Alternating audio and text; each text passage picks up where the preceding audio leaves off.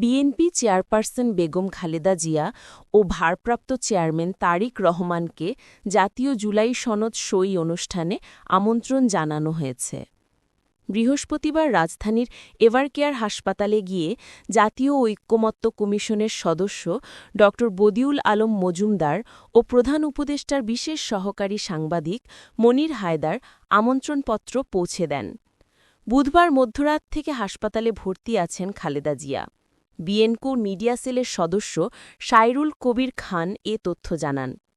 তিনি বলেন, বিএনপির ভারপ্রাপ্ত চেয়ারপারসন বেগম খালেদা জিয়া ও ভারপ্রাপ্ত চেয়ারম্যান তারেক রহমানকে জুলাই সনদ সই অনুষ্ঠানে আমন্ত্রণ জানাতে এভারকেয়ার হাসপাতালে যান ঐকমত্য কমিশনের সদস্যরা। খালেদা জিয়া হাসপাতালের বিছানায় শুয়ে আমন্ত্রণপত্র পড়ে দেখেন। এ সময় বদিউল আলম মজুমদার, মনির হায়দার ও বিএনপি চেয়ারপারসনের ব্যক্তিগত চিকিৎসক এজেড জাহিদ হোসেনকে পাশে দাঁড়িয়ে থাকতে দেখা গেছে। আগামীকাল শুক্রবার অনুষ্ঠিত হতে যাচ্ছে বহুল আকাঙ্ক্ষিত জাতীয় জুলাই সনদ ২০২৫-এর স্বাক্ষর অনুষ্ঠান। জাতীয় সংসদ ভবনের দক্ষিণ প্লাজায় বিকেল ৪টায় অনুষ্ঠিত হতে যাওয়া এই আয়োজনে জাতীয় ঐকমত্য কমিশনের সভাপতি প্রধান উপদেষ্টা ড মোহাম্মদ ইউনুস উপস্থিত থাকবেন।